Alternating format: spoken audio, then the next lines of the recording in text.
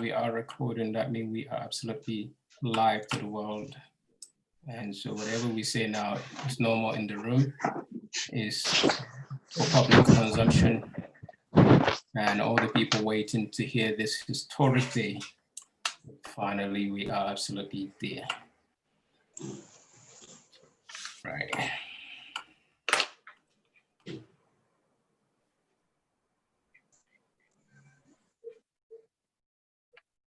Okay, welcome to this historic event in the Nigerian history, when we, for the first time, having our leaders from across different zones, from youth to our elders, talking about things that really concern every Nigerian. First and foremost, we say Barakah Salah to each and every one of us, to each and every one of you. We thank you very much for being here tonight, and please share this link to all the people around you, because what you're seeing here today is a historic moment in the history of our dear nation, Nigeria, that secured her independence in 1960. And this is our 60th year together.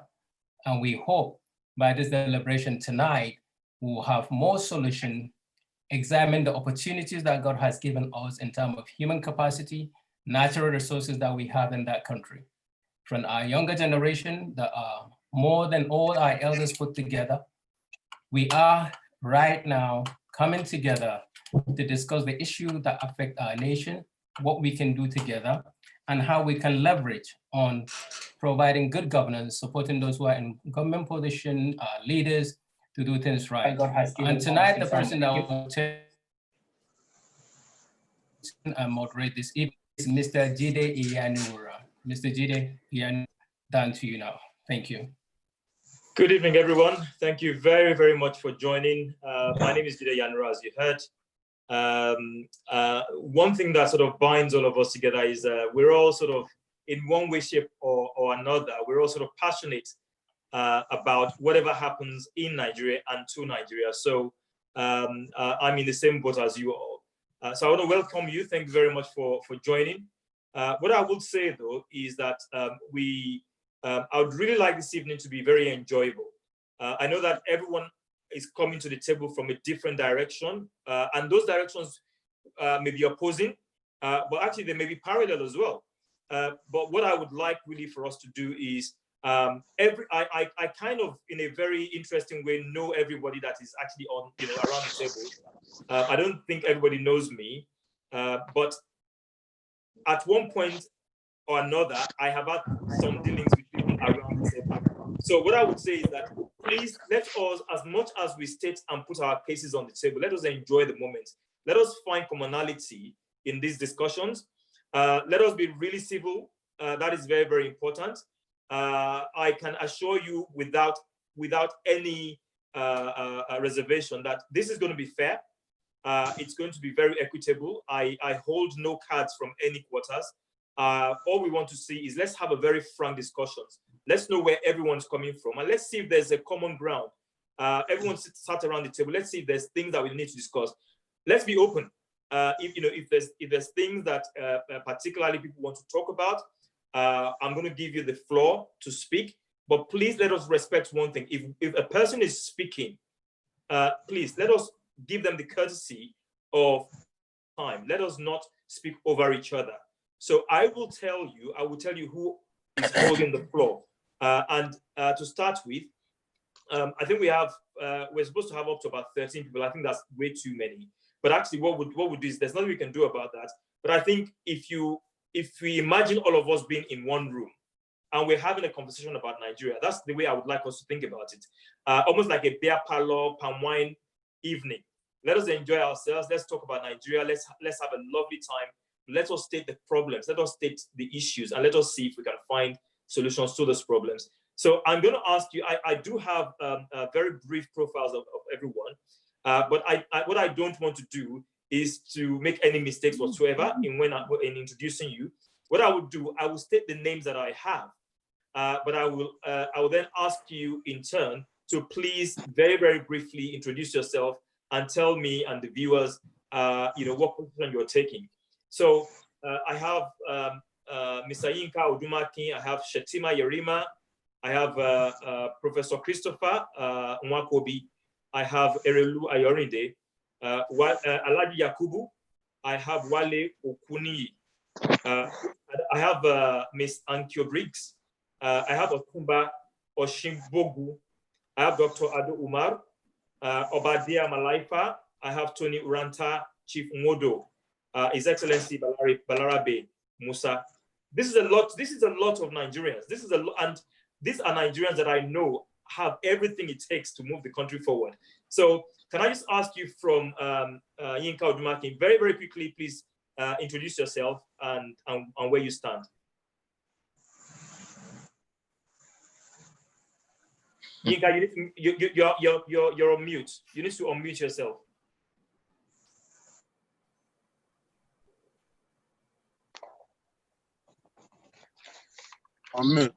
Thank you. I'm Yinka Odumaki. I'm a federalist to the core, the National Public Secretary of Afenifere and Joint Secretary South and Middle Belt Forum. Thank you, sir. Shatima Yerima. Yeah, good evening, viewers. Good evening, panelists. My name is Yerima Shatima, the National President of Arewa Youth Consultative Forum. I'm a pan-Nigerian and I believe in Nigeria. Thank you. Professor Christopher Nwakobi.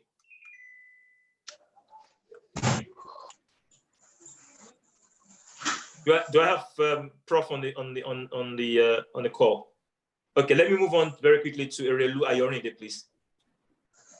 I am Honorary Alderman Erelu Ayorinde, conservative from Britain, also a mother of Yoruba nation.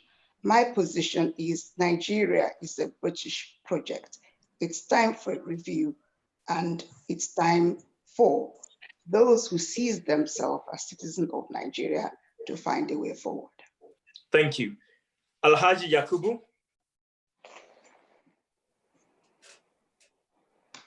Do we have Alhaji Yakubu on the call? Nope. Wale Okuni. Yeah, good evening, compatriots.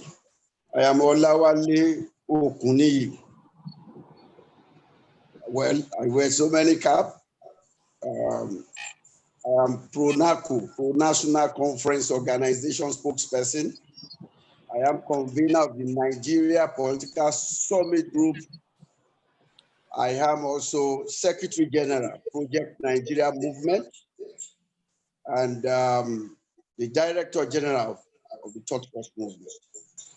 So thank you very much. Is that Nigeria has suddenly become a criminal enterprise, and that has made it to become the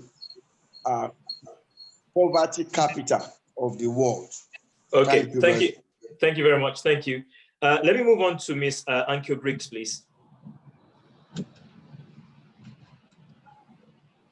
Yeah, you're muted. Ankyo, you're muted.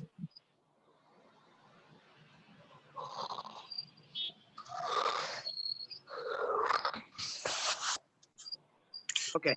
Hi. Can you hear me? I can hear you very well now. Thank you. Okay, good. Sorry about that. My name is Ankyo Briggs. I am from the Niger Delta region, Rivers State. My ethnic nationality is Ijo. I believe that Nigeria, was said, is a mere graphic description. It was created by the British. We have tried to manage Nigeria to this point. We have not succeeded. I believe very strongly in self-determination within Nigeria, if we can work that out. And we definitely cannot go on. As of today, I believe very strongly that Nigeria cannot go on the way that it is now. Thank you, Ankyo. Thank you. My mistake, actually. I think the name that I needed to pronounce was Yusuf Musa. Do we have Yusuf Musa on the call? Not yet. Okay. Let me move on to Otumba Oshimbogu, if he's on the. Not yet. Dr. Ado Umar. Okay, thank you very much. My name is Dr. Umar Ado. I am a historian, an academic, author, and a humanist, and I very much believe in the Nigeria enterprise. Thank you, Dr. Ado. Obadiah Malaifa, you're on mute. You need to come off mute.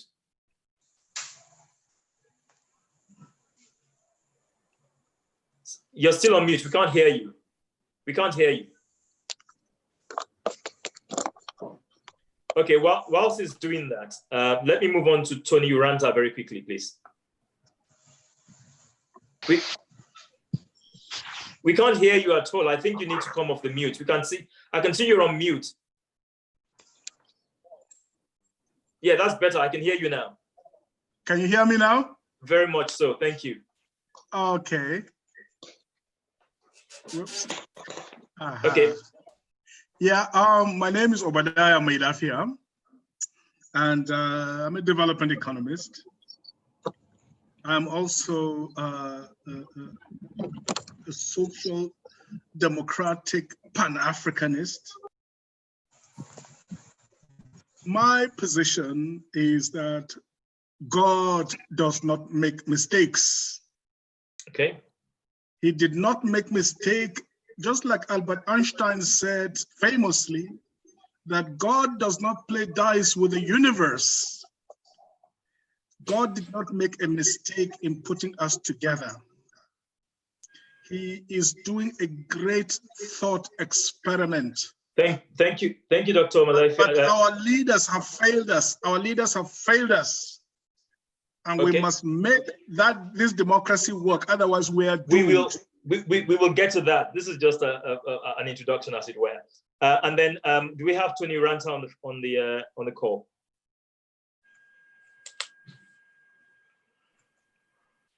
Tony Uranta, no. Okay. Chief Nwodo, please, sir. My name is John Nwodo, as you already mentioned. I'm a lawyer and economist and President General of Panelist. Thank you, sir. I don't think I have seen His Excellency Balarabe Musa on the call. I might be wrong, but let me just check. No, he hasn't joined. Okay, that's fine. All right, so this is us. This is us. This is the panel, as it were. Okay, Tony, you're back now. So can I have you introduce yourself? You're on mute, by the way, so you need to come off mute.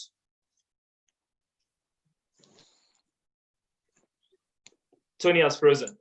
Okay. Whilst he sorts himself out, let me start with a very, very common but very general statement. I've had on this panel, I've heard people say we're a British project, and effectively, after the project and the British left, everything sort of started to unravel. So I would like for those who believe that that is the position, and that maybe what we ought to do is sit back as a people and to see whether we renegotiate. I would really like to know, is that really the problem of Nigeria? Is Nigeria's problem the fact that it was put together by the British, or are we in a state where even if we were put together by the British, we have been together for 60 years, and is 60 years not enough for us to come together and find a way that works for us? So let me start first. Have you done your intro? No, I haven't. Okay, have you done your intro? No, I haven't. So is that Tony? Tony, I'm going to come back to you to do it. I'm ready. Sorry, just give me 2 seconds. Okay. I'm going to come back to you to do your intro. I am ready. Just give me 2 seconds, please. Let me just finish, and then I'll come back to you to do your intro. Is that okay? Just 2 seconds. Yes. So, okay. So the point I was trying to make is that, we've lived together for 60 years, and the question is 60 years not enough for us to have found commonality in the three major ethnicity that we have, or is it a case of we can't make this work? So after Tony has introduced himself, I need to very, very quickly start with Yinka Odumakin, and then in the way that we sort of introduce ourselves, we just take 2 minutes to take those points, and then we'll come back to the next point. So Tony, please can you quickly introduce yourself? Well, I'm Tony Uranta, Yes, sir. Uranta. Yes. I'm an Ijaw federalist who is by training an economist, but by nature a communicator. I believe in the integrity of the Nigerian state. However, as we all can see, even today, this Nigerian state is not a fair, equitable, just state. Therefore, it has to change or disintegrate. Okay, thank you very much, Tony. And very lastly, just before Yinka Odumakin comes on, I understand that Professor Chris Nwakobi is on the panel now. Very, very quickly, Professor Chris. My name is Professor Chris Mustafa Nwakobi Jr. I'm a lawyer, an avid believer in the Nigerian project. However, I think that we have to restructure to make this dysfunctional enterprise functional. Thank you. All right, thank you. So let me pass the baton. Peter, can I ask you a question, please? Yes, sir. How long is this enterprise going to last? And so we can adjust ourselves. You have no time plan. You said we will talk for 2 minutes. I don't understand how is this going to pan out. Okay. We're supposed to start at 9, is now 9:23 or so. We spent 23 minutes introducing ourselves. What is the game plan? To be honest with you, I think, in all honesty, I think the number of guests was out of my hands, but I have to manage that. I can't hear anybody, but Sorry, can I mute people, please? I'm just getting on to... John Wodo has been introduced. He has been introduced, yes. He has introduced himself. Tony, you were off when I did that. Okay, Chief, the brief I had is that we would spend in the region of about an hour and a half together. I intend to keep to that. And what I intend to do is to give each member, each panelist a set time to state their position. And then as we round up, each person then summarizes the position, putting in place and summarizing what everyone else has said, and actually just focusing on, because it's about the problem and the solution, really. You know, if we have a problem, if we can't find a solution, I think with everybody around this table, I think then, you know, so that's an hour and a half is what I have to do. I'm going to make it quite short, sir. So let me start with Mr. Odumakin very quickly. Mr. Odumakin, you have the floor. You are on mute.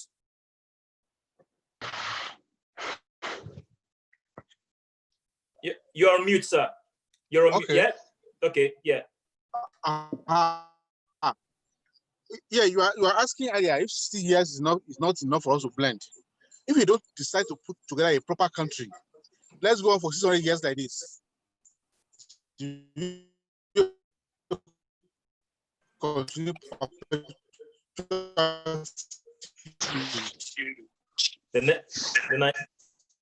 Sorry, that's the network problems. The network problems. Let me go to because agents put together a country. Hello?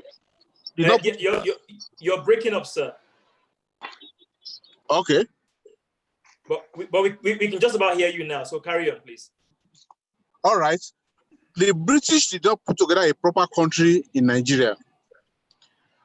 And in the first time I went to India, as I see on my TV in the night, the first thing I saw their TV at night was India population as at 9 p.m. tonight is 1 billion so. Up to date, we cannot count ourselves in Nigeria. You can remember that the first census in Nigeria was rigged by the British. That's not how to put together a country. Until to date, continue on that manipulation.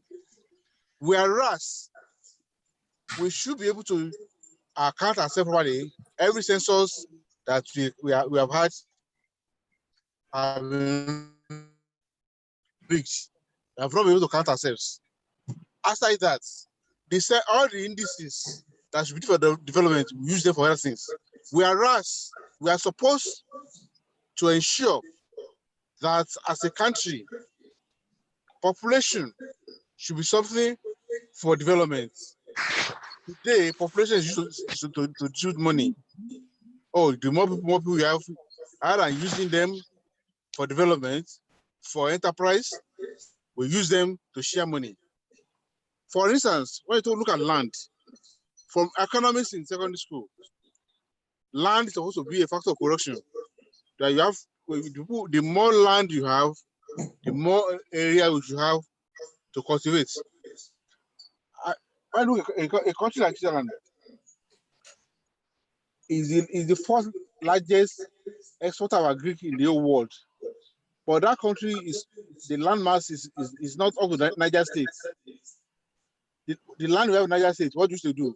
When you share money end of the month in Abuja, Niger comes to Abuja and says, oh, Niger, you have more land, you have more money. So we have not had the indices for development in Nigeria. It's just about how to cheat ourselves and the rest. So the way the British put us together, and Britain itself is unraveling. You have Scotland and other parts of Britain now asking for independence, because the way they put themselves together is the way they have put us together, not as a nation. We are not a nation. Thank you very much. I'm going to pause you because you had you still have a minute left. You're meant to have 3 minutes. That's fine. You can bank that. I'll give it back to you later on. Okay. Let me go on to Shetima Yerima. Do you have Shetima Yerima? Yes, I'm here. Okay, thank you. Can we mute everyone else, please? And Shetima, you have the floor. Okay, thank you. Good evening once again. Good evening. For me, it is true. It is true things are not fine. Nobody's happy with the way the country is, and I'm sure this is not what the founding fathers are actually envisaged. Really, it is bad, and I think solution might not be just thinking of breaking out of the country, because a lot of us have been in this for a very long time, and our prayers have always been, despite all the loopholes and everything, our prayer has always been that let the country work. Yes, it is true, this is an idea initiated by the British. However, God has a reason for everything. So for me, I think we must find a way out of all this quagmire. We must find a way and get a solution to our problem. And the solution is before us. I'm a supporter or an advocate of restructuring. I'm thinking if we can restructure the system where we decentralize the center, reduce the power in Abuja, perhaps I think 50% of our problems will be solved. Now, subsequently, we can continue to work towards addressing some of those issues before us. But under this arrangement, I don't think things will work. So for me, I'm of the view, like I said, I'm a pan-Nigerian. I've always believed in Nigeria, and I think we can work around to find solutions to our problems. But if we continue the way we are, with this much power at the center, where people take advantage of this center the way it is today and the way the system is, we will continue to move around over and over, and we will never see anything meaningfully coming our way as a nation. Yes, it is true we never had a nation where we are just a country called Nigeria. But I think if we can put things right, we will get there someday. Then the nation definitely will come to be like we have always been thinking of. And that has always been our dreams. So this is my view about it. Thank you. And that's just on time. Thank you. Can I have Professor Nwankwobi, please? My pleasure to be here again. I want to say primarily that at the core of a problem with our nation is a dysfunctional structure. I agree sizably with Yinko Dumaki when he talked about how the country was formed. But like every other country colonized, sizable injustice was done. But the people come together based on fundamental issues about justice, equity, and fairness, and they forged a great union.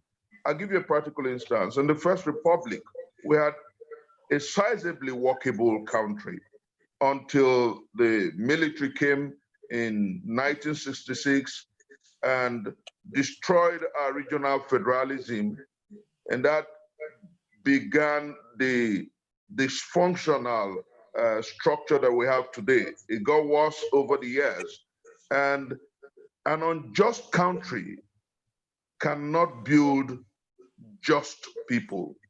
An unjust country cannot thrive in peace. An unjust country cannot grow. And essentially, what we have done as Nigerians is to allow politicians determine what happens with the destiny of a people. Sadly, I think that what we must begin to do is to ask for, fundamentally, restructuring of this enterprise. Restructuring is like that silver bullet that will help us reset this nation. Because as you and I talk, Nigerians are fundamentally sectionalists. Nigerians believe in their religion and in their ethnicity. Hello, can you hear me? Yes, we can hear you. Yes, we can hear you. Yeah, I think that what we must begin to do is to think about how we rework the structure of the enterprise called Nigeria. Okay, thank you very much, Prof. That was 2 minutes. So the key word there is restructure for you. I'll come back to that. Let me go on to Erelu Ayorinde. 2 minutes, please. You're on mute. You need to come off mute, please. I'm on mute. The Google text. You're still on mute. Right. Thank you. Okay. Good evening, all. Permit me, as I'm sitting in the British seat, to say, as a cross-cultural stress consultant, somebody who works with countries, organizations, and people experiencing distress, for a long time, Project Nigeria has been in distress. It has been in distress because the culture of the project has been in conflict with the cultures of the various sections of those who are meant to be party to the project. Permit me to say, as far as the Yoruba people are concerned, our founding father, Obafemi Awolowo, told us that the concept of citizenship relating to Nigeria does not exist. Nigeria is meant to be a geographical expression, and that nothing called Nigerians is applicable. Let me go straight to Great Britain. Great Britain has got diverse communities. In Great Britain, we have the Welsh, we have the English, we have the Scottish, and each exists autonomously, each with its own flag, each with its own culture. You see, anything British has English culture. English depends on relationship. The relationships between the different sections meant to constitute the geographical area called Nigeria. The relationship has been very poor. Thank you very much, Erelu. You had 2 minutes. Sorry. Thank you. Thank you. Okay. Thank you. I'm going to move on very quickly to Yusuf Musa, please, if he's there. Is he there? If he's not there, can I move on to Wale Okuni, please? Okay, thank you very much. Thank you. The foundation of Nigeria itself is a problem. The amalgamation of 1914 was not meant to serve the Nigerian peoples, but to serve the colonial Britain. That is the purpose. And you must take it from that purpose. If you don't take it from that purpose and that foundation, you never get solution to the problem of Nigeria. You will never bring 200 angels to come and run Nigeria. They can't run it. This is research that we have done with those who moved the motion for independence of Nigeria, and we have found out that you need to go back to the foundation, the basis, and that is the Constitution of Nigeria. What we run today is military decree 24. Foisted. You don't force the Constitution on any country and expect stability or peace or progress. It is just not possible. Nowhere is that done, that you are run, a people is run by a military decree, and then you expect them to do well.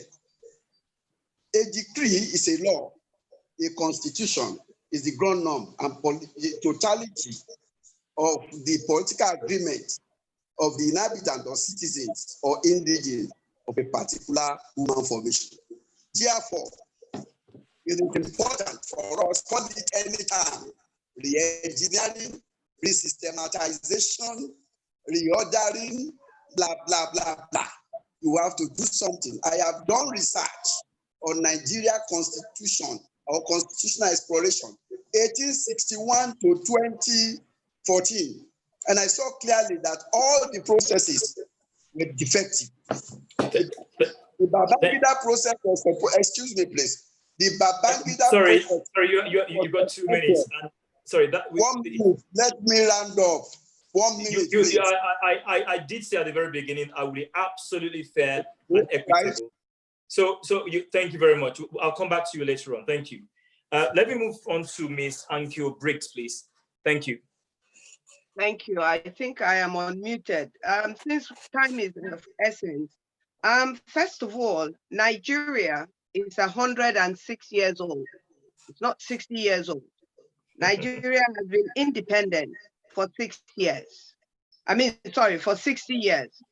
The creation of Nigeria by the British was selfish, it was greedy, and it was corrupt.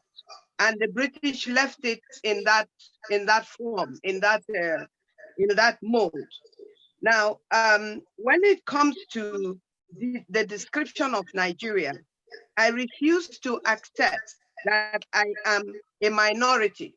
I refuse to accept that there are 3 major tribes. They are mentioned from time immemorial, and then the other tribes, of which I belong to one, is not mentioned. So I keep asking myself, where then do I belong?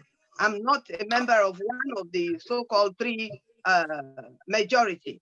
Therefore, I don't want to be in a country as an ethnic nationality that refuses to, and I refuse to accept that I am a minority in a country that wants me to belong to that country. I will rather be a majority on my own.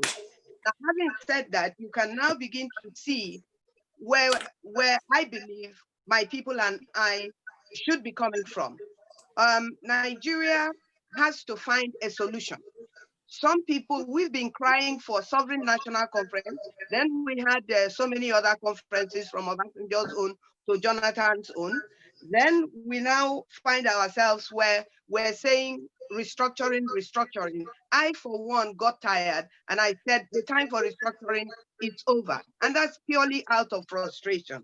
Now, the only way out for Nigeria, for me, in my opinion, and on behalf of my people, definitely, if Nigeria needs to stay together, we have to restructure. That restructuring needs to be take away the power from the center and let the states or the region have those powers. Now, I don't want anybody to tell me that, oh, if they give Rivers State power, we will steal the money. That's nobody's business. Let that be the business of the indigenous and the different ethnic nationalities that are in Rivers State. What we're getting now is somebody sitting in Abuja and telling me that my governor or my whatever is corrupt, and I have to make him corrupt. Thank you very much. Thank you. Thanks for your time.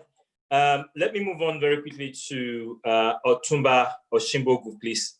If you're there, you've got 2 minutes. Is he there? Okay. Let me go to Dr.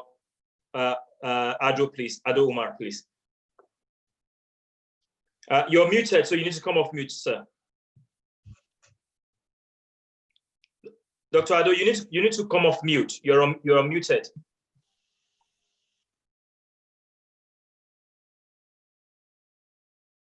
I can't hear you at all. So I can't hear you, sir. So can you press the unmute button? That's it. Thank you. So you got 2 minutes from now. Very quickly, yes.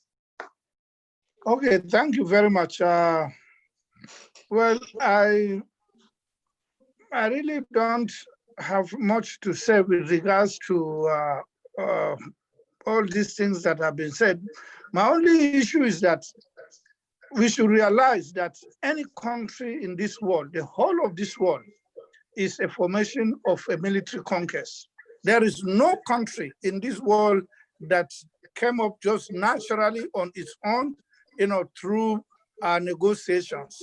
The formation of each at the beginning is a military conquest. And over the years, the people that have been put together under this military conquest, it could be an internal conquest, it could be an external conquest. But at the end of the day, the people will have to discuss and come up, they will evolve as a nation, as a people, as a country. So until we realize that, we will not, be able to evolve ourselves as a nation state.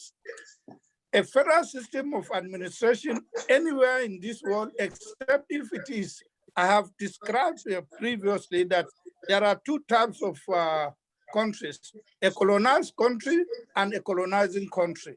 A colonizing country is easy for it, to form a federal system of government. But a colonized country is always almost difficult for it to form a federal system of government in as much as it tries. It can, but it is going to have loopholes and loopholes and loopholes, and it is the responsibility of the members of this country to overcome these loopholes and then form a united, prosperous, and a developed state. Thank you, sir. Thank you very much. 2 minutes on the dot. Thank you. Can I go on to Obada Malaifa, please? All right. Thank you. Hello? Hello, yeah, we can hear you. You can hear me. Thank you very much. Well, history is very important. Unfortunately, it's no longer taught in our schools. So I am not totally surprised, even when highly educated people display a heavy amount of historical ignorance. The truth is, we're giving the British too much credit. As the greatest historians, from Ade Ajayi to Alagoa to Afibo, the greatest historians, Bala Usman, they know that even before the British came, there was a process of state formation going throughout the country that is now currently known as Nigeria. None of us is pure. And I speak as somebody in the middle belt because we regard ourselves as the true Nigerians. The Nok culture, the Nok civilization, which predates Ile-Ife and predates Benin Kingdom, which are the oldest cultures here, goes back thousands of years. And there was a lot of interaction. From the north, there's a lot of interaction, even between Borno and Yoruba land, between the various groups, between Indigbo and even Yoruba, and Indigbo and the Middle Belt. The Iri civilization of Indigbo has roots in Igala land. When the Yoruba Ifa want to go very sophisticated and deep, they speak ancient Nupe language. I can give lots of examples. The ruling house in Onitsha, they are Bini people. So there's a lot of interaction. We are giving the British too much credit. There's already a process of state formation through war, culture, and so on. Thank you very much for that history lesson. That was very enjoyable. Let me move on very quickly to Tony Uranta for his contribution, please. Tony, are you there? No, you're on mute. I can't hear you. Thank you. That's it. Thank you. First of all, I want to say that you don't seem to be acknowledging the presence of John Nwodo. Sorry, sir. I think you came on late to the to join in. He had introduced himself, but sorry, sir. If you leave the, because we need his stick. Sorry, I have a list that I'm following. If you leave the moderation to me, I will manage that. Yeah, you have 2 minutes. So if you state your position in 2 minutes, we can move on to, is actually the next person that needs to speak. Less than 1 minute. Nigeria is a state right now is barreling downhill towards destruction, self-destruction. People are selling off the country. We've now got evidence that, for example, the Ministry of Transport has agreed with China to sell off Nigeria's sovereignty. Now, if Nigeria's sovereignty is sold off to China, what will all this talk amount to if we do not have control of our country? We have been advocating for restructuring for quite a long time, under whatever name you wish to call it. And many people have stood against restructuring, mainly because they believe it's not in their favor.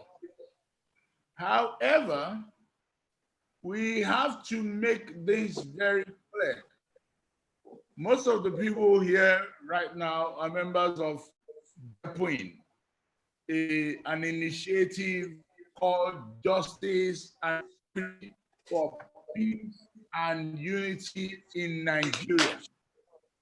We need to bring peace and unity in Nigeria premised on justice, equity, and fair play. Thank you very much. To do that, we have to restructure. Thank you very much, Tony. So the watchword there for you is restructuring. I would like to go on to Chief Nwodo. Sir, you have the floor. Thank you. Thank you, Jide, for having me. Good evening, everyone. I think that we don't need to go to the British or to history. We need to face what we have. We have a broken country. The country is broken because it's run illegally. We have a constitution imposed on us by the military.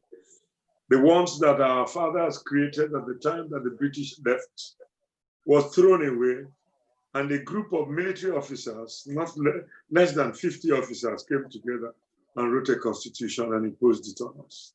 It is not working. Because it is not working, our country has thrown up all kinds of unbelievable issues that make it impossible for it to thrive. What has made it even worse is that we have no real democracy. The voice of the people has no relevance to the way we are governed. We have to all rise up and ensure that we rewrite our constitution. That's right. And write a constitution which accords with our diversities. What our fathers wrote worked. I grew up in the first independence. The standard of my education was comparable to anywhere in the world. It is not the situation today. This bad structure has given up all kinds of things that we will deal with when we are talking about solution. And I think that by far the most important thing is that the country is broken. It doesn't have a structure. It doesn't, in law, we call it, our constitution is not attached on us. When a constitution is not attached on us, it is a constitution that does not have validity with the people. For a constitution which starts with we, the people of Nigeria, make this law, that constitution has to be subjected to a referendum, a vote by which the people accept it. Yes, we made it. Now, we don't have a constitution. Thank you. Thank you, Chief. So what I'd like to do, please, is everyone's had a, is there anyone that hasn't spoken for 2 minutes? I think everyone has. And now, to not break your train of thought, Chief, what I would like you to express to us is what is the solution? You know, how do we get to that point? Now, because of the time we have, could you do that in 2 minutes, please? What do you think the solution is? And how can we get to that solution, sir? I would ask you to expand the minutes to everyone so that we don't just have a talk show. No, everyone's going to get their 2 minutes. What I'm saying is it will go from you and go back to Yinka Odumaki. I doubt if in 2 minutes we can make any reasonable impact on our thoughts. Let's start, sir. You can't talk about solution without saying what the problem is. Yes. Well, now we have a country that has no credible elections. So our process of recruiting leadership is faulty. This is the only country in the world where after an election, you adjudicate in court for 1 year. In Imo State, they are still in court determining who is governor of Imo State. We have insecurity of the worst kind since we have ever been a country today. And we have an administration of security that gives no confidence to the ordinary man. You know, you can break any law in this country. People get away with murder here. In the last few weeks, the revelations in the National Assembly, whether they are in NDCC or in NMPC, there are things people will go to jail for in any country of the world. And as I speak to you, it doesn't appear as if the government is doing anything about it. Now, we have declining resources. In any other country in the world, there would have been an emergency room now thinking about what do we do when oil ceases to be a source of wealth. We are not doing that. The rest of the world is doing that. Several companies are now indicating, several multinational companies are now indicating interest to move away from engines powered by oil. We have poor education. When I went to school in the First Republic, I could compete with anybody in any university anywhere in the world. I went to university in Ibadan and I went to university in LSE. And I came tops in my class in LSE because of my foundation in Ibadan. It is not possible today. We have poor agricultural policies. We have poor infrastructure. Our country cannot sustain the load we take all over the place. Chief, can I ask you a question? You just to take two things. You talked about a broken country. You talked about rewrite the constitution, and you talked about referendum. What does it mean? Can you just sort of come down one level? What does it, when you talk about restructuring or what are the practical steps that we need to take? The practical steps are the kind of steps President Jonathan took when he was in government. We need to constitute a constitutional conference or use the results of the constitutional conference that Jonathan had, which all parts of Nigeria agreed to. We subject them to a national referendum. Do you people in Nigeria agree to this?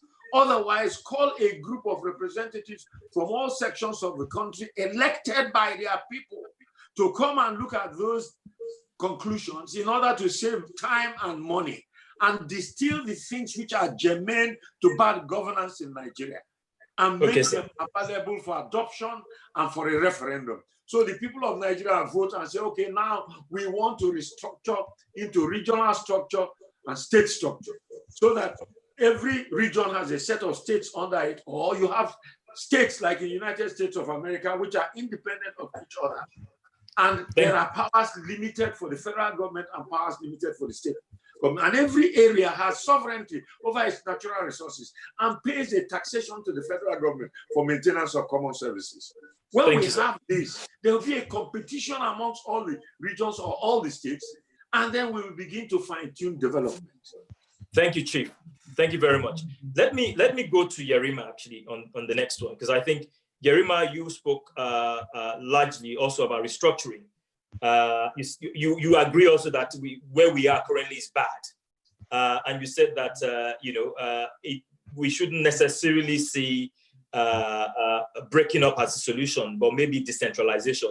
Your position is not that far off from Chief Nwodo's, but I want you to just expatiate on your thoughts. What do you mean when you say decentralized? When you say not break up but decentralized? Yerima, you're on mute. So if you come off mute and explain, thank you. You're currently on mute. You need to come off mute. Yeah, that's Hello? it. Thank you. We can hear you now. Yes, thank you. Okay, very well. For me, exactly what Chief Nwodo said is actually the position I'm canvassing. I don't think this will hold continuously because there's no way we can hold this country the way it is. The manner at which we run the government of this country, I don't think it will hold, and I don't think the center will continue holding, because the fact of the matter is that if we succeed in restructuring the country to decentralize the center and make it less attractive, it will in fact encourage more. These our lazy governors who are doing nothing will at the end of the day go back to begin to fend for themselves and begin to fend for their people. They will begin to harness their resources. This is my thought about what I think we should do. Now, at the end of the day, if by the way, where Nigerians decide that we pay tax to the center, or at the end of the certain amount of money should be given to the center, or even if it's 50%, 20%, 30%, whatever, unanimously the country agree, it pays better, then these governors will begin to become more meaningful, more productive than we are today. But if we continue to allow them to remain where they are, so lazy, they only think about going to Abuja to begin to collect the federal allocations, we will continue to remain where we are. So I'm of the view that if we decentralize it, even our electoral system, in most cases, it will not be as bad as it is today. And at the same time, we will, under that same arrangement, we'll begin to get reliable leaders with less corrupt mindset to come, because everybody who wants to go to the center to represent you under that arrangement, you discover that he may have to go through his community, and the community will decide who represents them under that arrangement of this issue of reducing the powers at the center. But if we continue to allow the system to work the way it is, and you allow these people to get their so-called father at the center, godfather at the center, will continue to produce these characters, and they will begin to act in a very funny way with all impunity, because they already have a blessing of one person or one character in Abuja as in the name of godfatherism or whatever under this system. So I am of the view that we change the system so that we begin to find solution to our problem. But under this arrangement, we will never get it right. Thank you, Shetima. Let me go to first to Tony Ranta. I want to take your view on what practical steps you think we need to take, and then if I can just ask Ankyo Briggs to also get ready. So after Tony, I'll come to Ankyo. Tony, you're on mute. You need to come off mute, please. You're on mute. You need to come off mute.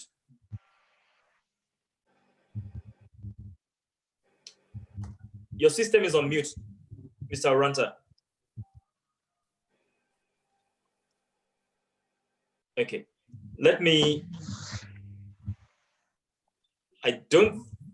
we can't hear you. We can't hear you. Okay, let me send him a message that we can't hear him. Okay, whilst is getting sorted, can I go to is he ready? He's not ready. Okay, so let me go to Ankyo, please. What are your thoughts? You've heard the chief. You've heard, and let me just state also. I mean, I did say 2 minutes. The messages I've got from pretty much almost everybody is this is so important, and that we need to give people the time. If they choose to be here, we need to give them the time to be able to express exactly what their thoughts are. So if everybody's happy with that, I will not muzzle you in terms of time, but I will still want to try to make sure that we keep to a certain time slot. So Ankyo, please, you have the floor. Okay, but how many minutes do you start? Please go for about 3 minutes. Let's see how far we go for 3 minutes. I think I gave Chief had 3 minutes, so please, you can have 3 minutes. All right. Now, my position is this, that everything is wrong with Nigeria. We have all agreed on that. Now, we must agree that we have to rebuild Nigeria from the beginning, from the start. And the two key things that have always come up for me are restructuring, and after restructuring, referendum has also come up for me. Because you see, if we're going to rebuild, then we're rebuilding based on the fact that we are going to restructure. Now, I think that before we even start that, we should have a referendum, because the referendum, I believe, will direct the restructuring. Because otherwise, there will be some people who continue to think that they're very smart and will continue to use certain trickery ways. Because I have been watching Nigeria now and been on ground since 1998, just before Abacha died, and watching what has transpired from then till now. Some people that I know and I met since I came back home in 1998 and got involved are still the same people preferring different solutions at different times. It depends on who is the president, and it depends on what is at stake. Different people, same people saying different things at different times on the same issues. Now, if, for instance, we have the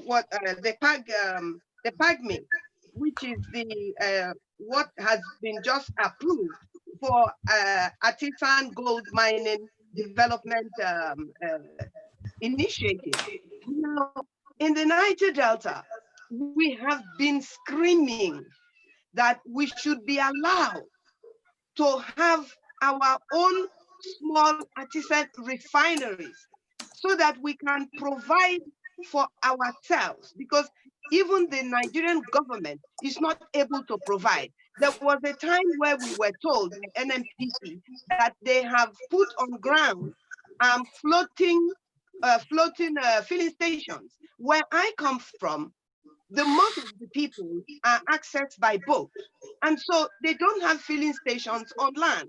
And so that special floating filling station was created specially for our needs.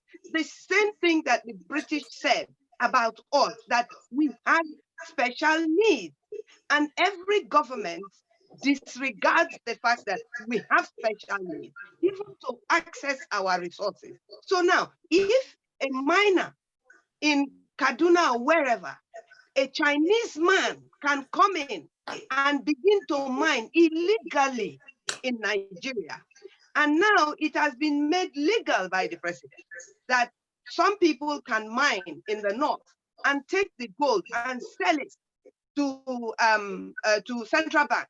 Why can't Niger Delta people refine the oil that God gave to them? God gave that oil to us. If we were not in Nigeria, Nigeria cannot claim the oil.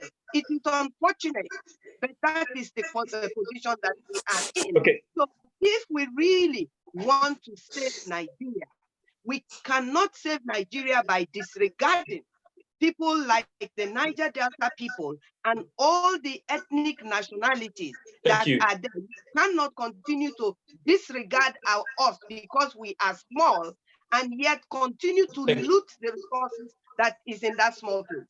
Thank you very much. Thank you. Points well articulated. Otumba Simbogo, I will come to you. I acknowledge your presence. I know you're in there, but I need to go to Tony Uranta if he's free. If you can unmute your mic, please, Tony. You have the floor. Thank you. I think, yeah. Thank you.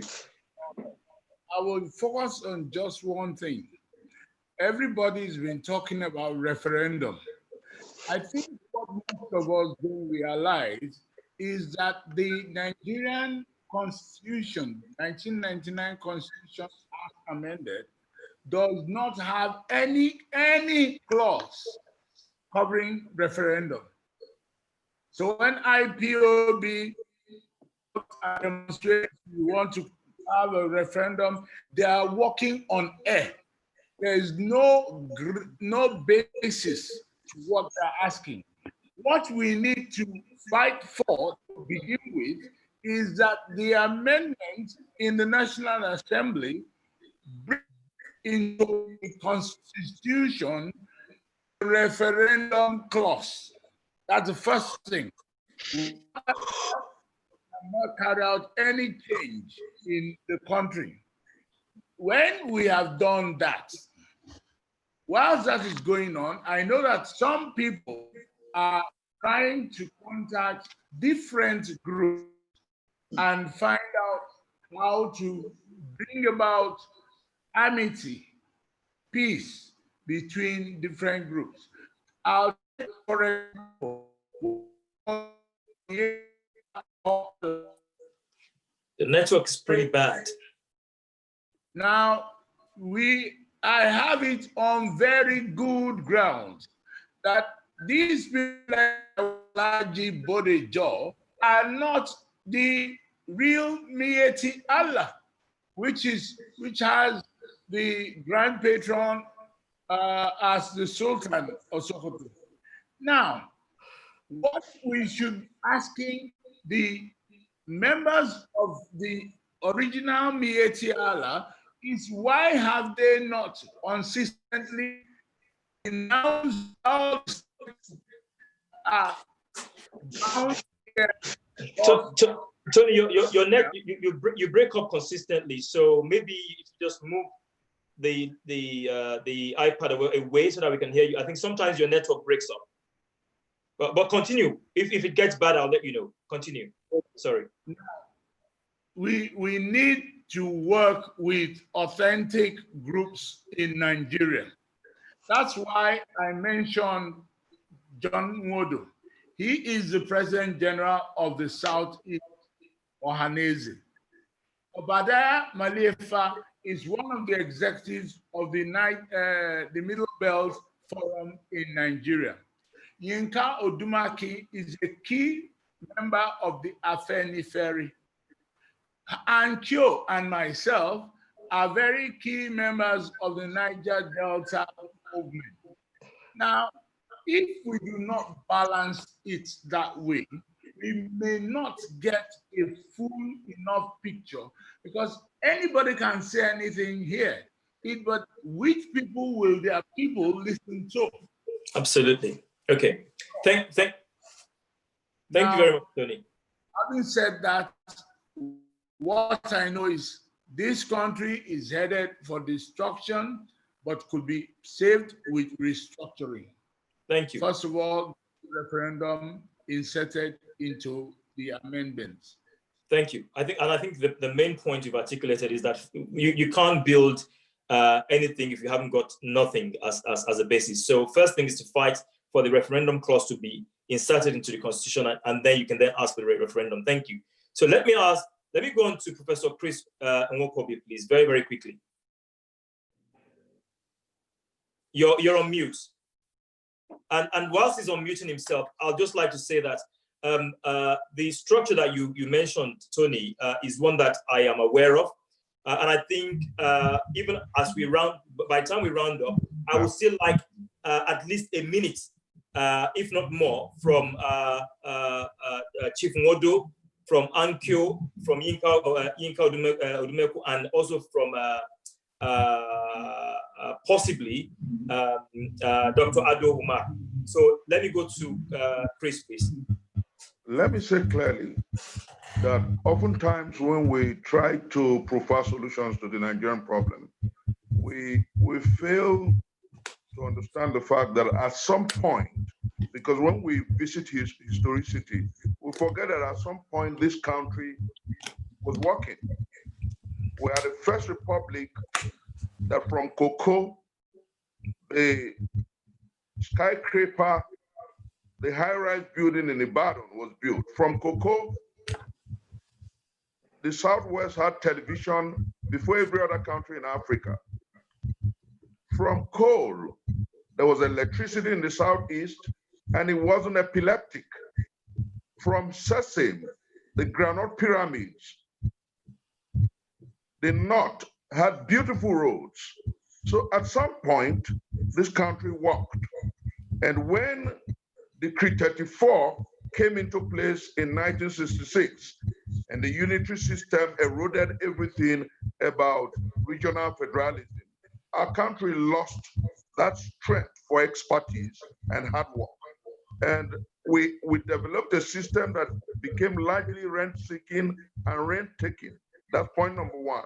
And then point number two, our system became predominantly unjust, such that a Niger Delta family that has an oil well in it, perhaps because of the bad structure that we have, either the owner of Ife or the Sultan of Sokoto or the Obi of Onitsha becomes the owner of an oil well on another person's land. That is how unjust our system became. And then my father told me when I was growing up that every man's property is nobody's property. And Nigeria lost the sense of ownership that calls for responsibility and responsiveness. That is what we're asking for when we canvass restructuring. We're saying that ownership must return if this country must grow. We're saying that the people must be allowed to appropriate their resources for greatness and progress. I want to see the return of the pyramids of granite. I want to see the return of the silos of cocoa. I want to see timber and plywood in that town where I grew up from, Saple. I'm from Delta State, but I'm Igbo. I want to see the wealth from coal from the southeast. And the only way we can have that is when we restructure this enterprise. Thank you very much. Thank you very much, Prof. Is to undermine the urgency of now. Thank you very much. Otumba, I'm going to come to you. Otumba Deji, I'm going to come to you very, very soon. And Erelu, I acknowledge you're there. But let me go first to Ado Umar. Dr. Ado Umar, please. Dr. Umar, can you hear me? Yeah. Hello? Hello, yes. Yes. Doctor, okay. Yes. I'm having some serious network challenges here. The views of virtually everybody here. I agree that Nigeria, we need to restructure. I have advocated this thing before, but structural changes in the system is by itself not a solution, because over the years, and without doubt, Nigeria, things have deteriorated in this country in an adverse manner, and was done to our country was attitudinal. Our attitudes have changed, and we no longer, increasingly people's attitudes and conducts are being conditioned less by ethics than by self-interest, and what has always been morally, wrong has today become politically right, and consequently, the country becomes boxed, by a political class whose motives are dictated by self-interest and therefore quick, to criticize everything that does not serve that self-interest. So while we need to restructure the country, at the same time, we need to restructure our attitudes. Without us restructuring our attitudes, no system, no matter how we restructure things, will work, because attitudinal issue is central in everything. Leadership is about character, and character comes from the attitude of the society. If the society is attitudinally poor, the leadership will be poor. And this is a problem that Nigeria has been facing. So we need to change that fundamental aspect of the Nigerian system, Nigerian attitude. no system will work without a good attitude. And I have always believed that leadership is the key to everything. If you have bad leadership, there is no way the country will work. Nothing will work, even at home. If you have a very poor and bad father, you will see that the household will come up, not well come up. So we need to change our attitude. That is my fundamental position on this matter. Thank you very much, Dr. Ado. Can I ask Otumba Deji Oshubogun, take the floor very quickly, sir. And whilst he's doing that, you're on mute. While you're unmuting yourself, as I said earlier on, I really would like to hear again from Chief Modo, being a key representative of the Indigo people. I'd like to hear from Ankyo Briggs, who we've known to be at the forefront of some of the issues around the Niger Delta. And certainly, I think I've heard from Dr. Ado Umar, but I think I would also like to hear from what's his name, Shetima Yerima, before we close as well. But let me hear from Otumba Deji Oshubogun. Yeah, thank you very much. My apologies for coming in late into this, but I've been able to get a little bit of the gist going on.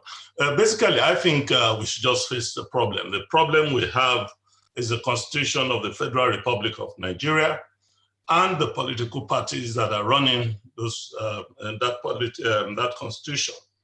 The solution is regional, and I'll say it's regional. The reason why I say it's regional is that no member of the House of Assembly, the National Assembly, will go to Abuja and vote for restructuring. But Ohaneze, Afenifere, Middle Belt, and the South-South can go to their region and talk to their people to have a common ground, and then we can begin from there. Right now, we're all just spectators watching very poor players play a football match. And we're all standing in the aisle and the stadium shouting ourselves hoarse. The best thing is for us to get out from that stadium, go pick the team, or tell your players, if you don't win, you die. That is the solution, because we can go on this issue for a long time. We are never going to change it. The Constitution cannot be changed except from the regional level. You pull the strings of your representatives and make them answer to what you want. Right now, they're loose cannons and they just go to Abuja and nobody can control them. The political parties you have would not, and I repeat, would not allow any of these things to happen, because if you restructure, you are going to change their lifestyle. They are not going to be able to collect 7-8 million. I'll round up briefly and say that all of us sitting here tonight, we owe it a duty to our different regions to go back there and begin to mobilize for change. We cannot get a national mobilization done. We all need to go back, talk to our senators, talk to our legislators, let them vote for what we want. Right now, I don't think we can achieve that. Thank you. Thank you very much, Otumba. Erelu, very quickly, please. You're on mute. You're on mute. You need to come off mute, please. Thank you very much indeed. Sitting here, I'm feeling as frustrated as most Yorubas would say they are getting frustrated. Because at the end of the day, it's absolute mess we've got now. I feel so annoyed that I'm listening to people talking giving me the impression that remaining in Nigeria is a must. We must get rid of that belief. I've never heard some of the things I'm hearing here. It's all being driven in the direction of Nigeria is a must. Okay, let me put to you this. As far as the Oduduwa nation is concerned, it's very clear. We do not want to be led by Abuja. We do not want to be led by Abuja. We want to lead ourselves, in or out. So let's make that quite clear. There is no trust in any political system because it's been ineffective. And I think it's about time those of us who call ourselves leaders begin to listen. Let me conclude by saying, Oduduwa, we believe we do not want to be led by Abuja. Devolution, devolution. Let's run our own lives. It's not done well. And I dare say, I'm sure Indigo will say the same and the rest. So let's stop playing games. Let's stop playing games. Whatever is there, we say Nigeria must remain. We've got to remove now. Thank you. Thank you. Thank you very much. Thank you. Is Mr. Odumakin still on the call? Hello, Yinka Odumakin. I can see him there, but I think he needs to unmute himself. Hello. I'm here. I'm yes. here. Okay, please, you have the floor, sir. Well, in closing, I think I want to take from Chifmodo, Ankyo, and Shetima. So yes, we need to reshape Nigeria, to restore Nigeria back to federalism. But I don't think we need any conference again. We have had conferences, we have reports. But let's make no mistake. The job of writing the constitution for Nigeria is not for National Assembly. National Assembly, they are lawmakers. They are not constitutional makers. But borrowing from Brother Tony,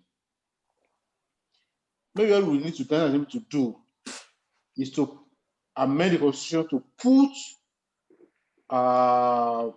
the clause, you know, for us to be able to, take whatever we decide around the country. But what we need now is a constituent assembly, elected constituent assembly, that will make a new constitution for us based on all the agreements and the views the world have canvassed about the structuring. Once that is done, then we should be able to have referendum and let people of Nigeria buy into what we want as constitution for Nigeria to save the country, to keep Nigeria together and to make a nation out of this country. Thank you very much, Mr. Odumakin. Let me go to Obadiah Malaifa because you haven't spoken for a while, and then if everyone is in agreement, it's been a very long night. We've been enjoying ourselves. Unless you want to stay here, I'm enjoying myself. But I would like to hear from after Malaifa. I'd like to hear from Chief Modo and Ankyo. But I think maybe Ankyo first, and then Chief Modo last. And then we'll call it a night, unless you all want to have a good time. I'm happy. I can be here till 11 o'clock. So let's go to Obadiah Malaifa. You're on mute. If you unmute yourself, please. You need to unmute yourself.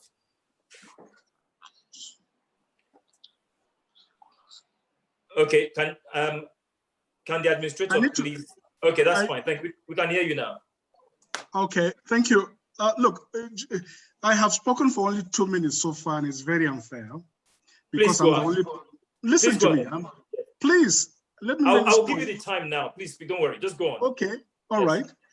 Look, let me speak on behalf of the Middle Belt. I'm a Nigerian patriot, first and foremost, and get me very clear. I'm a student of systems analysis. No system can endure what this country has endured so far. I would prefer the country didn't break up, but you know, I'm a scientist and a philosopher, and I know that systems can break down, and sometimes people have no control over it. From the way it's going, the country will collapse, no doubt about it, if we continue on this path. Speaking for the Middle Belt, we are caught in the center. We are the bridge that has held this country together. Our population is 42 million. It's as big as, if not bigger than most of the major groups, the whole of the Middle Belt. Our landmass is 300,000 square kilometers. It is by far the biggest and the most fertile. We are the people feeding this country. Without us, Nigeria will not exist. So get this very, very clear. Now, I would prefer, for the sake of Africa, the sake of the Black race, that Nigeria remains one. But of course, there are no guarantees because countries in the past, empires, civilizations have collapsed from Assyrian to Mesopotamia, to the Ottoman Empire, to the Indian Mughal Empire that disintegrated into Pakistan and Pakistan into Bangladesh and Sudan recently and Yugoslavia and Czechoslovakia. So nothing is guaranteed for anybody, Nigeria included. Now, what are the solutions, in my view? We need a new constitution. Like my big brother Chimodo said, this constitution is an illegal contraption. It has no moral legitimacy. It has no political legitimacy because some people under Abacha sat down somewhere and crafted it very craftily and put in a lot of jurisprudential mischief. I'm a student of jurisprudence. This constitution is unworkable, it is illegal, it is morally illegitimate. So we need at least 5 regions in terms of re-engineering. If the word restructuring frightens a lot of people, we could go for re-engineering the federation. We should have Sharia North. If they want Sharia, let them have it. We are not against them having it, but we will never be part of it because we are not prepared to be dimly second-class citizens. Number 2, we need a middle belt region, having the old central plus southern Borno, southern Adamawa, southern Kebbi, all part of, and southern Kaduna, all part of the old North Central. And we need the West, we need the East, and we need Niger Delta. And they should be highly decentralized with their own autonomy to determine their own fate and determine their own, how they're going to run their own affairs within a wider federation. And Switzerland has a rotating constitution, a rotating presidency. Why can't we have that? The 5 regions should rotate the presidency every 5 years. There's nothing wrong with that. It is doable, it is possible. We need a unicameral system because the current system is extraordinarily expensive. We need also meritocracy. Now, I'm sure that in the civil service, a purely merit-based system. This is what happens in all the civilized Commonwealth nations and all of the advanced industrial democracies. I went to school in France and they call National Administration. They are most elite institutions. You can't be anybody in France unless you attend those things. It is by merit and they pick only the very, very best in the country to run the affairs of the nation. I'm sure a lot of our colleagues here have read the book, Why Nations Fail. And I think we need to learn that capital lesson. Nations fail for just a number of reasons. Number 1, the absence of the rule of law. Number 2, the absence of property rights. That is a full market economy with clearly defined contractual rights to property and investment. Number 3, there's got to be quality leadership and quality governance. Number 4, there's got to be nation building. All of us sitting here, it is good to attack Nigeria and condemn everything about it. Fair enough. But all of you look nice, you look beautiful, the women here, the men look handsome and well-articulated, well-educated. You profited from Nigeria. You benefited from Nigeria. Let's make Nigeria work. But if we decide that we should go on our own ways, alhamdulillah, we in the middle belt, we are caught in the middle. We will remain Nigeria with our capital in Abuja, and we shall be the most prosperous, the largest in terms of landmass, and the best endowed in terms of natural resources. And don't forget, this oil will finish in about 30 years. Don't forget that. Don't forget that. Plateau State for 100 years was providing tin mining. That was the source of the economy for the country. Thank you. Thank you very soon. The gas maybe another 100 years. But these things will finish. Thank you. Thank you. I hope you'll accept that I've given you the platform, and you made your points. Those points are very, very well noted. Thank you very much. Thanks a lot. So before I go on to Ankyo and Chief Nwodo, Mr. Okuni has been raising his hands. Please, you have the floor for a very short time, and then I need to round up. Unfortunately, it's been a very long night. So Mr. Okuni, very quickly, please. You're on mute, please. You're on mute. We can't hear you. That's it. Thank you. Hello. I can hear you now. Yes. Yes, I really don't understand this, really. I really don't understand the logic of the segregation. But I come from a knowledge base. I come from a practical knowledge base about the Nigerian national question. Because most of us here flowed from the PRONACO conference, coordinated and led by Chief Enauro of blessed memory, with a lot of researches. And then that was developed into what the 600 and so resolution of the national conference called by Jonathan administration. That conference was appointed though, so it cannot represent a constituent assembly. When we talk about the Nigerian national question, we must come from knowledge base. It's not about just foisting slogan. It is about knowing the problem of this country. The problem as teased out is the foundational problem, which is the constitution foisted by the ability for democracy to fail. That's the first thing. And you have a very irresponsible, corrupt political class that is making that through state capture. And they have run Nigeria as a criminal enterprise and also a failed state and the poverty capital of the world. What we need to do to proceed is to amend Section 8 of the 1999 Constitution, Section 8 and Section 9. You first amend it, it gives leeway to what you call referendum, either direct or indirect. There are two referendums. One is the indirect referendum that is otherwise known as Constituent Assembly. The other is direct, which you and I go, everybody to go and vote. But then you must proceed. We can proceed with the 600 resolution of the 2014 National Conference as a proposal to the National Assembly. You can proceed with that because the president under Section 5 of the 1999 Constitution exercised his power, to make a proposal to the National Assembly, in which case, when that proposal go as an executive bill to the National Assembly, you will have, first and foremost, I have said, deal with that forecloses the power of the people. You see, the criminality in that constitution is such that the powers of the people to run their country, the sovereignty of the people has been taken and ceded to people in government. The parliament says that, and therefore, there is no way you can proceed to self-determination or referendum or the ways or the constitutional ownership of the country by the people. So what I am saying is that some of us today are already have initiated, some of us here, which is called the National Consultative Front. We may have to proceed with that to discuss and arrive at a consensus on how to deal with the Nigerian national question. Thank you.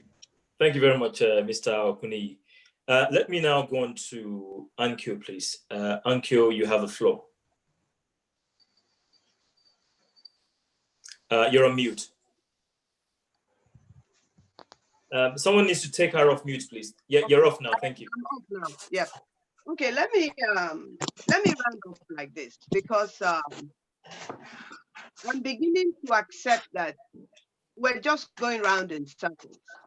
The whole of Nigeria, every state, every region, every group, every organization, we're just trying to just find a way. When it goes this way, we say, okay, let's try that one. Now, let me make this point clear in the way it is in my heart. When Adakaboro declared the 12-day war, I was in my teenage year. It was just before the first school and before the Ojukwu Declaration of Biafra State. I fully understood why Adakaboro declared the 12-day war. It was out of frustration, and he was rising up against injustice. I knew it, I felt it. I come from a family that have fought in injustice from the time of my grandfather to today. Now, when Ojukwu declared independence, it was out of when the coup was there, it was out of frustration. And when the resources of the Niger Delta was taken away and made a national cake, while during cocoa and granite and all these other things, it was not national cake. Now, fast forward to later part of the later 90s and then 2000, when Obasanjo came, the people of the Niger Delta, particularly the Ijaw ethnic nationality, were enraged and they started agitating. This agitation eventually led to the IYC, and then eventually, oh, I forgot Ken Serawiwa, and then eventually led to the NDDC. And then from there, we now exploded into armed struggle led by men. And then Amnesty came, Ministry of Niger Delta came. Let me make it very clear here to Nigeria, and also to the fact that oil is running out. Well, if oil is running out, people think that we may be the people that are losing out. We're not, because we've never gained from it anyway. Now, I must tell you that as a Niger Delta person, I am frustrated. And my frustration is being born out of the frustration that is brought onto me by my people expressing that level of frustration. Let me tell you also something, that Nigeria today, as it is governed, and the people that are in power need to understand that once somebody conquers fear, there is nothing left to conquer. And once somebody is no more afraid, there is nothing left. We live in a country that is being looted. The way Nigeria has been corrupted today, the corruption in Nigeria today, the Chinese taking over our sovereignty, the way people are buying, going to CBN, collecting money to buy businesses, and Nigerians don't see anything wrong in that. The resources that is being looted is coming from the Niger Delta. And so when we're being told to look at it and condemn and kill ourselves, we're going to say no. And if we're going to go down, every other person is coming down. Thank you very much, Ankyo. Thank you so much for the expression. And finally, let me give the floor to Chief Nwodo, please. Thank you. Jide, I must thank you, Analyst.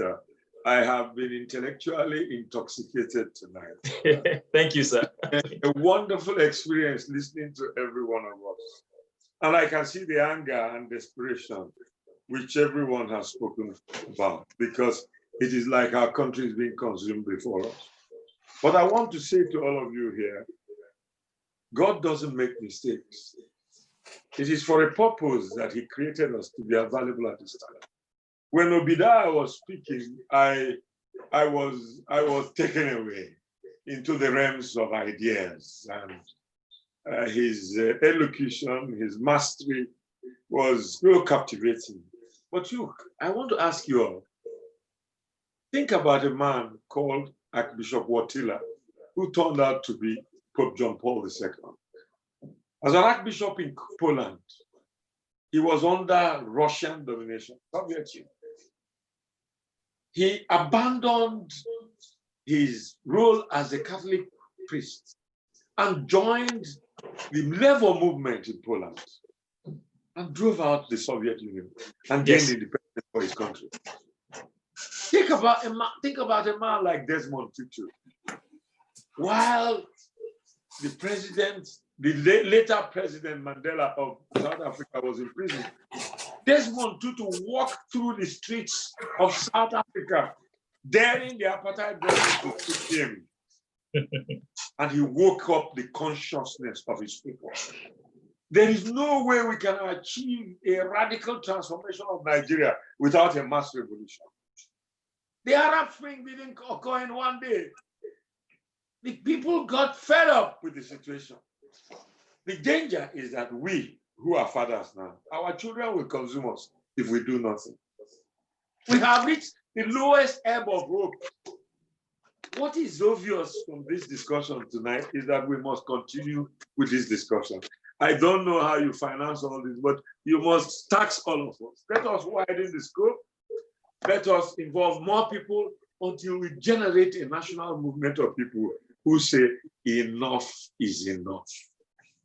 Those legislators in Abuja can't be moved unless they see the sea of heads of Nigerians occupying our country and say, change or nothing. It can only come in this way if we want to save lives, if we want to be reasonable and rational, if we do not want to break down law and order. You can't have politics without the will of the people being vocalized and expressed. Every Nigerian, irrespective of ethnic identity, is disgusted with what is happening. I won election as president of Students' Union in University of Ibadan, a Yoruba-dominated university in terms of the student population and the staff population. And I fought against a Yoruba candidate, Adeboro. But Yorubas voted for me. Their urban and cosmopolitan nature did not allow them not to be able to sift between right and wrong. That was the Nigeria that I grew up in. It is possible to resurrect. I thank you for this opportunity for us to meet tonight. And I want to say that we should create a secretariat. We should all give our email addresses. We should all give us a synthesis of our discussions tonight so that we can plan the next meeting and personalities whom we think we can bring into this, even if it means poaching people from the legislature, because every Nigerian is tired. The jokers have run out. We really have to change it, otherwise our children will. Thank you so much. Thank you. Thank you so much, everyone. We spent quite a bit of time, but you will all agree with me. It's been time well spent. At the very beginning, it felt like it was going to be a very difficult task. How do you manage 12, 13 people who have very strong opinions and have been the champion of the causes wherever they've been in the past few years. But I want to thank you for giving me your time. I want to thank you very much for hearing your views and being very honest about them. I think the very basis of coming together and actually finding solutions to what we want to do is honesty. Without honesty, we have nothing to work with. So again, as I mentioned the names from Yinka Odumaki, Shetima Yerima, Professor Christopher Nwakobi, Erelu Ayorinde, Yusuf Musa, I don't think he joined us in the game, Wale Okuniyi, Miss Ankyo Briggs, Otumba Oshimbogu, Dr. Umar Ado, Obadia Malaifa, and Tony Uranta, Chief Umodo. I thank you so much for your time. Let me say one thing that seemed to run central as everyone spoke. Everyone almost agreed that there was a need to restructure. And actually, that is one thing that I actually didn't expect. So what it means is that there is commonality there, that we do need to restructure. I think that is well understood.